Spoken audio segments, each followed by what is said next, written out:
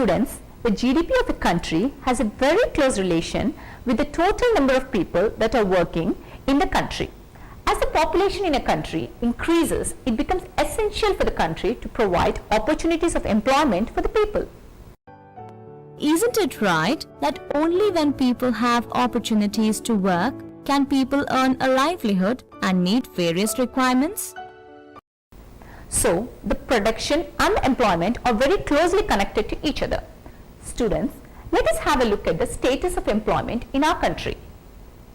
Students, let us now have a look at the distribution of workers in India with regard to the industry in year 2009 and 2010. While the agriculture sector is constituted by 53% of workers, the industry and services consist of 22 and 25% of total workers respectively. Students, although one can see changes in the share of the three sectors to the GDP, it was not so in the case of employment. As we can see in the graph, the sectoral share of employment in agriculture was 74% in 1972 to 73, while it reduced to 53% in 2009-2010. This means that the employment didn't shift from agriculture. Why do you think the employment did not shift from agriculture over the years? The answer is simple. It is because sufficient jobs were not created in the other two sectors, which are the industry and the services.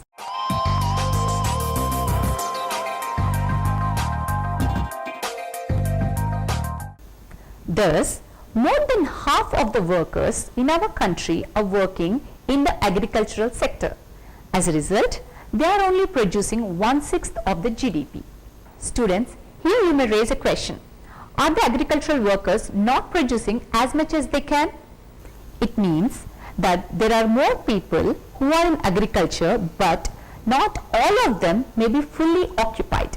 In other words, even if some people go away, the production will not be affected. This is what can be called underemployment. The agricultural workers, hence, are underemployed. Let us understand it with an example. Gayatri is a small farmer with 2 hectares of land which does not have irrigation facilities. The land is dependent only on rain, with crops like jowar and red gram growing on them. All the 5 of her family members work on the land round the year. Students, why do you think all the family members work on the plot? This is because there are no other opportunities for the family members. The efforts of the family members are divided, but none of the members are completely employed. Students, this is what can be termed as underemployment. In other words, the people are working, but their full potential is not being used, or they are made to work less. Unlike unemployment, this kind of employment is hidden. This is the reason why it is called disguised unemployment. Let us look at another scenario. Suppose a landlord hires 2 of Gayatri's family members to work on his plot of land. As a result, Gayatri's family will earn extra income through the wages, or they might have gone to factory or any other place to work. As there is no need for 5 people to work on the small plot of Gayatri, 2 people moving out would not affect the production from Gayatri's land. In addition to the income from the farm and from the earnings in the form of wages, Gayatri's family is able to continue to produce as much from their land. Students, the other example is the case of so many lakhs of farmers in India. In other words, even if many people from the agricultural sector are employed in other sectors, the production would not get affected. In fact, the total family income would increase if some of them take up work in other sectors.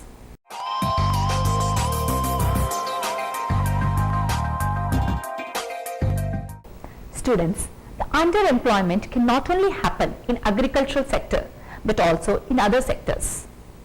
Like in the case of casual workers in the services sector who work as plumbers, painters and other odd jobs and depend on daily employment. Many of them do not find work every day too. In addition, there are others like street vendors who spend the whole day trying to sell their goods, but they earn very minimum amount. Students, the people perform such activities for employment as they do not have better opportunities. Although the service sector has grown, there is not equal growth in all of the activities of the service sector.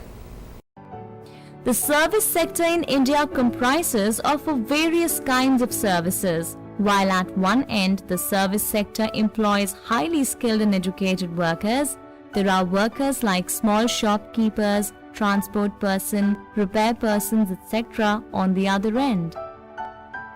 Although the people employed in such jobs do not earn much, they are forced to work in such jobs as there are no better opportunities available to the individuals. This is why we can say that only one portion of this sector is becoming significant in terms of growth.